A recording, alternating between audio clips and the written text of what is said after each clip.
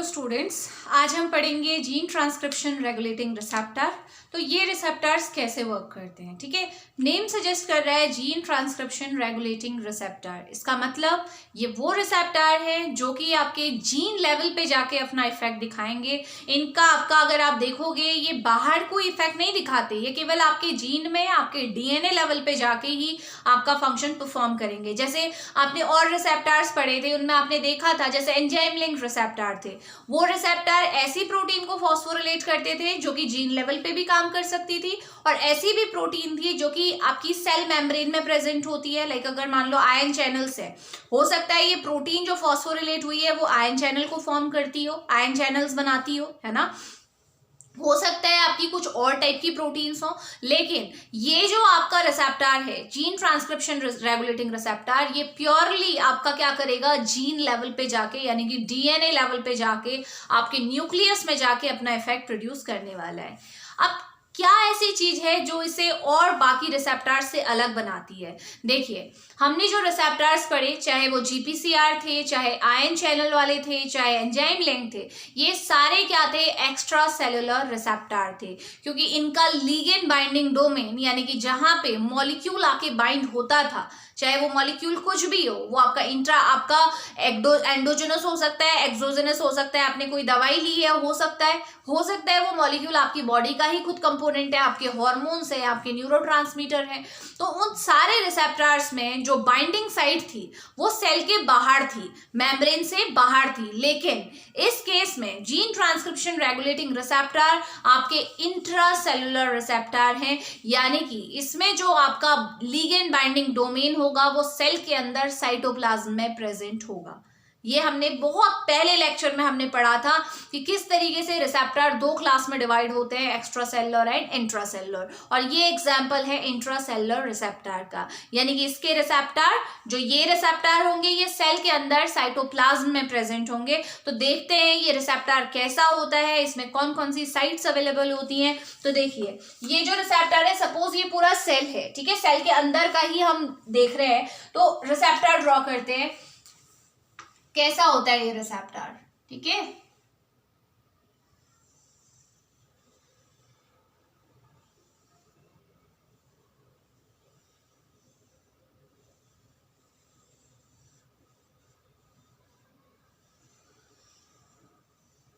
ये आपका रिसेप्टर है, ठीक है। अब इस रिसेप्टर में आपको बहुत क्लियरली दिखाई दे रहा है ये जो डोमेन है आपका, ये क्या है आपका, पहले इसके एंड देख लेते हैं। ये आपका कौन सा एंड है, COOH। ऑब्वियस सी बात है, जब भी हम किसी रिसेप्टर की बात करते हैं, रिसेप्टर भी क्या है, एक प्रोटीन है।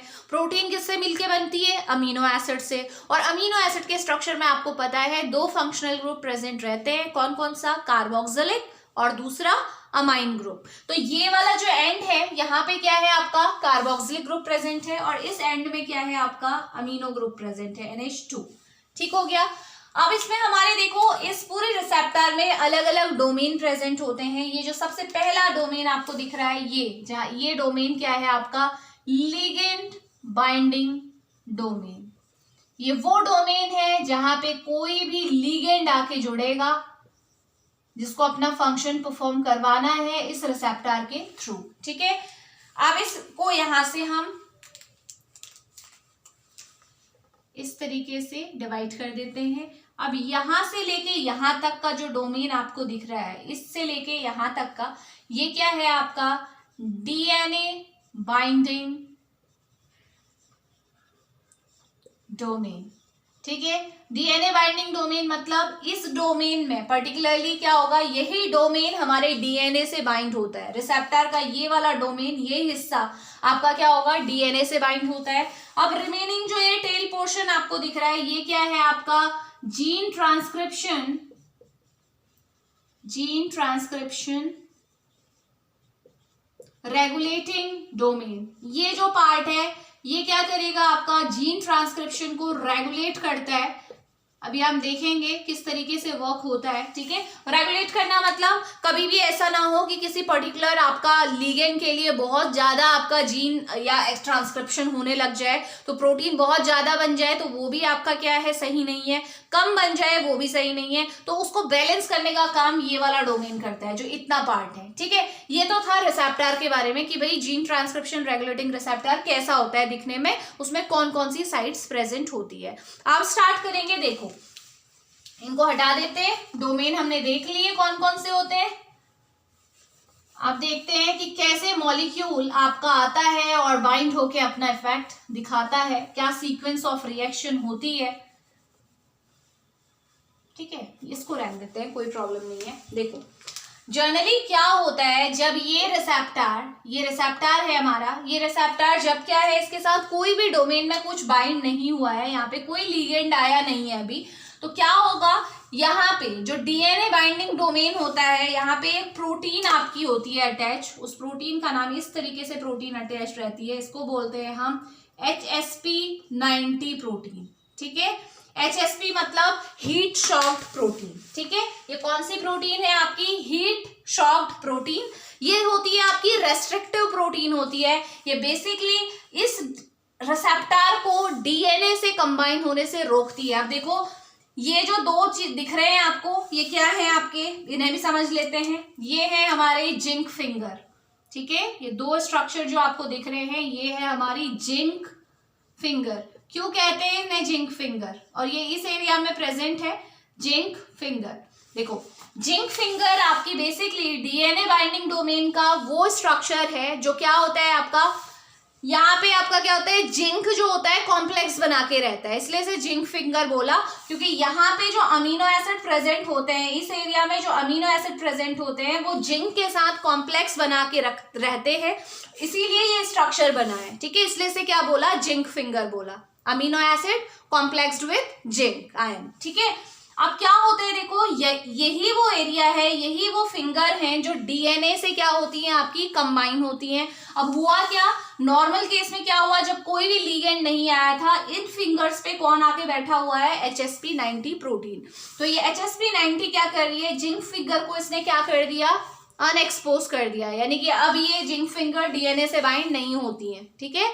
जब तक ये HSP90 यहाँ पे है, ये जो जिंक फिंगर है ये फ्री नहीं है, एक्सपोज नहीं है, और जब तक ये एक्सपोज नहीं होंगी ये रिसेप्टर डीएनए से बाइंड कर ही नहीं सकता। तो ये कौन सा केस है, जब कोई लिगेंड नहीं आया। अब बात आती है, जब हम कह रहे हैं कि ये रिसेप्टर इंट्रासेलुलरली है, और मैंने आपको पहले ही बताया था कि कौन से मॉलिक्यूल, कौन से लिगेंड ऐसे होते हैं जो कि इंट्रासेलुलर रिसेप्टर के थ्रू वर्क करते हैं, ये वही लिगेंड होंगे जो खुद में हाईली लिपिड सॉल्युबल होंगे। तो मैंने एग्जांपल आपको बहुत पहले बताया था, कौन है, जितने भी हमारे क्या है स्टेरॉइड हार्मोन है, ठीक है, जितने भी हमारे क्या है स्टेरॉइडल हार्मोन है, विटामिन डी है, विटामिन ए है, ये सारे क्या करेंगे, इसी रिसेप्टर के थ्रू अपना फंक्शन परफॉर्म करते हैं। तो मैं किसी सिंपल हम लिख लेते हैं, ये हमारा क्या है स्टेरॉइडल हार्मोन है, कोई सा भी हार्मोन हो सकता है ये, ठीक है, सेक्स हार्मोन हो सकता है, एस्ट्रोजन, प्रोजेस्टेरोन, एंड्रोजन, तो ये स्टेरॉइडल हार्मोन है, ठीक है।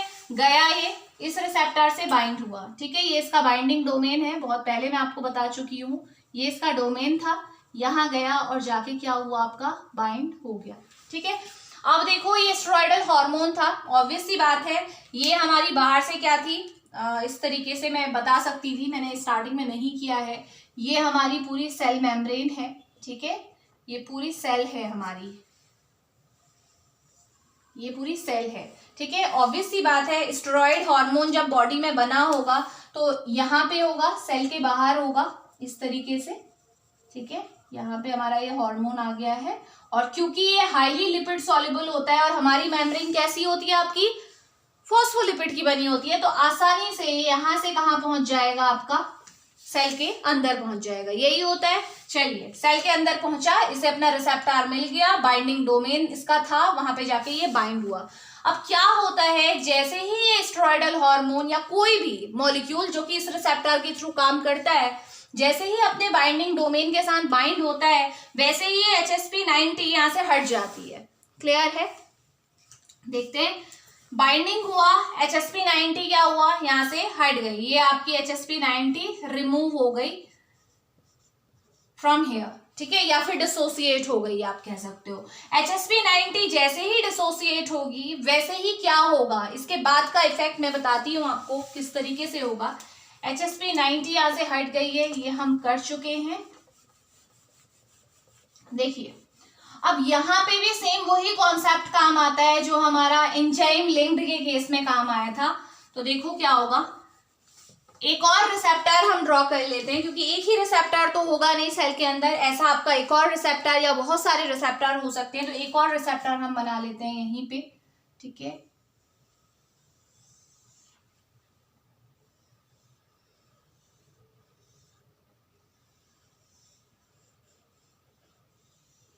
ठीक है, ये आपका दूसरा रिसेप्टर है, ठीक। तो ये जब आया होगा इससे बाइंड हुआ तो इससे भी बाइंड होगा, कोई इस रिसेप्टर से कोई इसका दुश्मनी तो है नहीं, है ना, तो बाइंड हुआ, दोनों से बाइंड हो गया। चलिए दोनों से बाइंड हुआ, इसमें भी आपका क्या था, ऑब्वियस सी बात है, इस रिसेप्टर में भी यहाँ पे कौन सी प्रोटीन होगी, HSP90 प्रेजेंट होगी। तो हुआ क्या, देखो जैसे ही ये बाइंड हुआ होगा तो इन दोनों से, अभी दो ही रिसेप्टर हमने एग्जांपल में लिए हैं क्योंकि अभी हमें दो से ही काम है समझने के लिए, ठीक है। तो ये क्या हुआ, HSP जो थी जिंक फिंगर पे जो HSP प्रोटीन जुड़ी हुई थी, हीट शॉक प्रोटीन, जो कि जिंक फिंगर को DNA से बाइंड होने से रोक रही थी, ये प्रोटीन यहाँ से क्या हो जाएगी, हट जाएगी। पहला तो ये हुआ था, तो इसे हटा देते हैं। चलिए इसको भी हटा दिया मैंने यहाँ से HSP को, ये वाली HSP को भी हटा दिया। सबसे फर्स्ट जो स्टेप था वो क्या था आपका, लिगेंड बाइंडिंग हुई, बाइंड हुआ, बाइंड होते ही जो HSP प्रोटीन थी जिंक फिंगर से हट गई, ठीक है। अब क्या होता है, देखो जैसे ही HSP प्रोटीन हटती है और जैसे ही ये लिगेंड बाइंड हुआ था, ये रिसेप्टर जो दो अलग अलग रिसेप्टर हैं वो एक दूसरे के नजदीक आ जाएंगे, और नजदीक आने की वजह से इन दोनों का क्या होगा, डाइमर फॉर्म हो जाएगा। एंजाइम में भी यही हुआ था, जैक्सटेट पाथवे में भी यही हुआ था। सिंपल, जैसे ही लिगेंड की बाइंडिंग हुई HSP प्रोटीन तो हटी हटी, साथ में क्या हुआ, दोनों रिसेप्टर एक दूसरे के नजदीक आ गए, और नजदीक इस तरीके से आए कि इन दोनों के बीच में क्या हुआ, आपका डाइसल्फाइड बॉन्ड के थ्रू आपका डाइमर बन गया। अभी ये मोनोमर है सिंगल यूनिट, ये भी मोनोमर है सिंगल है, दोनों अलग अलग है, सेम रिसेप्टर है इसलिए मोनोमर बोला। ये मोनोमर बिल्कुल सेम है, दोनों आपस में मिले तो क्या बन गया, डाइमर बन गया। अब देखो डाइमर बना दो, इसी का बना रही हूं मैं आगे, थोड़ा सा आप छोटा बनाएंगे इसे।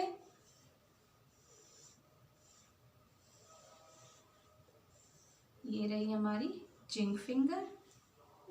अब यहीं पे एक और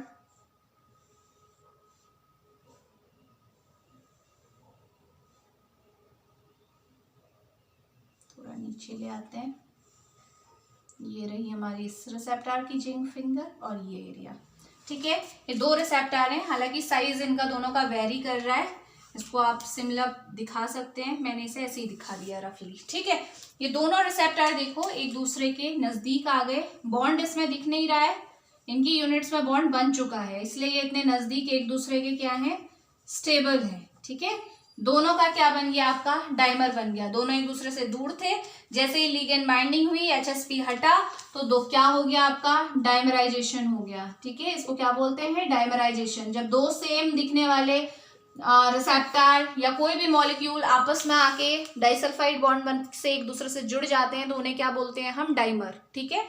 अब ये डाइमर जो बना था, ये डाइमर क्या हुआ, सीधे सेल के अंदर न्यूक्लियस होता है ना, न्यूक्लियस के अंदर DNA है तो वहां ये चला जाएगा। तो मैं ऐसा करती हूँ, डायरेक्टली इसे न्यूक्लियस में ट्रांसफर होता हुआ दिखा देती हूँ। ये जो आपका डाइमर था ये कहाँ आ चुका है, न्यूक्लियस में आ चुका है। सपोज ये हमारा क्या है, न्यूक्लियस है, ठीक है। डाइमर अभी बाहर आप बनता हुआ दिखा सकते थे, ये अंदर आ चुका है। अब न्यूक्लियस के अंदर क्या है, DNA है ऑब्वियसली, तो यहाँ DNA बना देते हैं।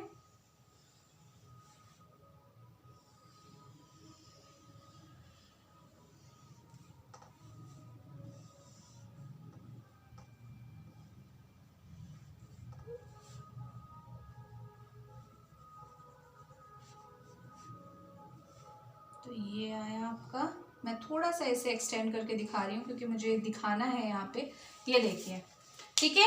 न्यूक्लियस था जो डाइमर फॉर्म हुआ था, डाइमर आपका न्यूक्लियस में लोकेट हो गया, न्यूक्लियस में चला गया, और न्यूक्लियस में जाते ही ये जिंक फिंगर के थ्रू डीएनए के उस सीक्वेंस में जाके बैठेगा, डीएनए के उस एरिया में जाके बैठेगा जहां पे वो जीन प्रेजेंट है जो कि क्या करने वाली है, जिस हार्मोन यहाँ पे, जो हार्मोन यहाँ पे बाइंड हुआ था उससे रिलेटेड प्रोटीन को बनाने वाली है, ठीक है, उसके फंक्शन को परफॉर्म करने वाली प्रोटीन जहां पे बनती है। तो ये पहले यही हार्मोन डिसाइड करेगा, यही जो हार्मोन था यही डिसाइड करेगा कि ये जो आपका डाइमर है डीएनए के कहाँ पे जाके बैठेगा, किस सीक्वेंस पे जाके बैठेगा। तो जहां पे भी जाके ये डाइमर बैठेगा, अभी देखो ये अलग अलग इसकी लोकेशन दिख रही है, इसको बिल्कुल छोटा बना दोगे, एक ही एरिया में इसे दिखा दो डाइमर को, ठीक है। ये डाइमर एक जगह पे जाएगा, डीएनए के एक सीक्वेंस पे जाके बैठेगा। मैं इसे यहाँ से हटा रही हूँ, डाइमर लोकेट हुआ, आपको समझ में आ गया। इसको हटा देते हैं ताकि फिर कंफ्यूजन ना हो कि आपको डीएनए में अलग अलग दिख रहे हैं ये दोनों बैठे हुए, ठीक है। ये हमारा डीएनए है, ठीक है। डाइमर जो आया था वो इस तरीके से बैठेगा,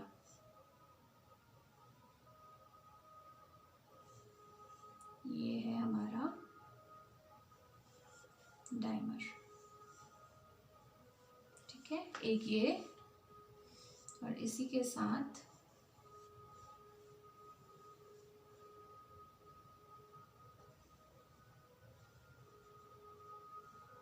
ये देखिए दोनों आपके ये क्या है, डाइमर है। डाइमर देखो यहाँ पे हार्मोन था, ये भी हार्मोन इससे बाइंडेड है, ठीक है।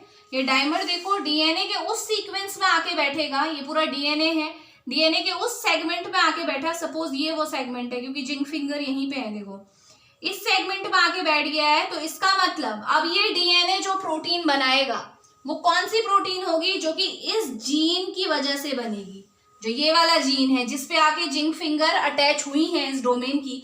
तो क्या बनेगा, देखो ये डीएनए क्या करेगा आपका, ऑब्वियसली एमआरएनए बनाएगा, ठीक है। ये पूरी प्रोसेस आपने पढ़ी हुई है, ट्रांसक्रिप्शन ट्रांसलेशन।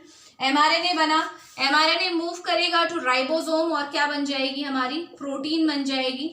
और प्रोटीन जब बनेगी एक बार तो ये अपना फंक्शन परफॉर्म करने के लिए बिल्कुल इंडिपेंडेंट है। जो भी फंक्शन स्टेरॉइड हार्मोन का था अब वो परफॉर्म कौन करेगा, ये प्रोटीन परफॉर्म करेगी। तो सोचिए अगर ये एस्ट्रोजन होता, एस्ट्रोजन क्या है, फीमेल सेक्स हार्मोन, तो जो ये प्रोटीन बनती है कैसी प्रोटीन होती है, जो एस्ट्रोजन के फंक्शन को परफॉर्म करेगी, ठीक है। अगर ये एंड्रोजन होता, मेल सेक्स हार्मोन होता, तो जो आपकी प्रोटीन बनती वो कौन सी बनती, ऐसी प्रोटीन जो कि एंड्रोजन के फंक्शन को परफॉर्म करती। तो ये टोटल डिपेंड किस पे किया कि पहले तो आपका हार्मोन बाइंड हुआ, जो एचएसपी था वो हटा, रिसेप्टर्स का डाइमर बना, डाइमर न्यूक्लियस के अंदर गया और उस जगह पे जाके बैठा, डीएनए के उस सीक्वेंस पे जाके बैठा, उस जीन सेगमेंट पे जाके बैठा जो पर्टिकुलर उसी प्रोटीन को बनाएगा जो प्रोटीन हमें चाहिए। अगर ये एस्ट्रोजन था तो मान लो यही वो एरिया है जो एस्ट्रोजन के फंक्शन को परफॉर्म करने वाली प्रोटीन को बनाने वाला है। तो जो एमआरएनए बनेगा वो वही रेस्पेक्टिव जीन का कोडॉन लेके जाएगा, राइबोसोम में आपका जो प्रोटीन सिंथेसाइज होगी वो वही फंक्शन परफॉर्म करेगी जो एस्ट्रोजन का फंक्शन था। तो इस तरीके से देखो किस तरीके से इस रिसेप्टर ने फंक्शन को परफॉर्म करवाया, ठीक है। मोस्टली जितने भी आपके हाईली लिपिड सॉल्युबल कंपाउंड होते हैं उसमें ज्यादातर स्टेरॉइडल हार्मोन ही आते हैं। ऐसे कंपाउंड जिसमें स्टेरॉइड की रिंग होती है वो इसमें आएंगे, जैसे विटामिन डी है, विटामिन ए है, मैंने आपको पहले बता चुकी हूँ मैं।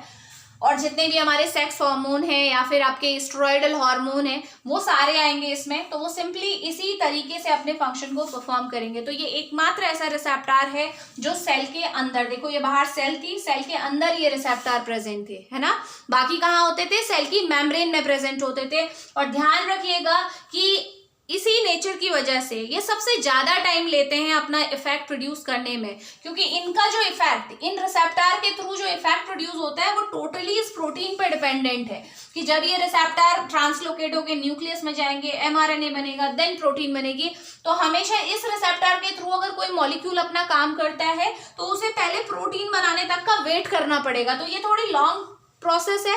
जैसे आपने देखा था जीपीसीआर के थ्रू काम करने में सेकंड भी नहीं लगता था मॉलिक्यूल्स को, आयन चैनल के थ्रू मिली सेकंड में काम हो जाता था, एंजाइम लिंक के थ्रू मिनट भी लग सकते थे और आवर्स तक का ड्यूरेशन रहता था, और इसमें तो डेफिनेटली घंटों लग जाएंगे इफेक्ट आने में। क्यों लगेंगे? क्योंकि इन रिसेप्टर्स के थ्रू जो भी मॉलिक्यूल अपना इफेक्ट प्रोड्यूस करते हैं वो टोटली किस चीज का वेट करेंगे कि जब प्रोटीन बनेगी तभी जाके फंक्शन परफॉर्म होगा, और ये पूरी प्रोसेस होने में आपके घंटों लग जाते हैं। ठीक है, तो ये आप बोल सकते हो कि सबसे ज्यादा टाइम लेने वाले रिसेप्टर हैं अगर इफेक्ट प्रोड्यूस करने की बात करें, लेकिन जो इफेक्ट होगा वो बहुत ज्यादा प्रोफाउंड इफेक्ट होगा, अच्छा इफेक्ट इन रिसेप्टर्स के थ्रू प्रोड्यूस होगा। तो ये था आपका जीन ट्रांसक्रिप्शन रेगुलेटिंग रिसेप्टर। ठीक है, तो रिसेप्टर्स हमारे टोटल कंप्लीट हो चुके हैं। अब हम नेक्स्ट लेक्चर में नया टॉपिक डिस्कस करेंगे, तब तक आप इस टॉपिक को रिवाइज कीजिए। अगर इससे रिलेटेड कोई भी डाउट है तो कमेंट बॉक्स में मेंशन कीजिए,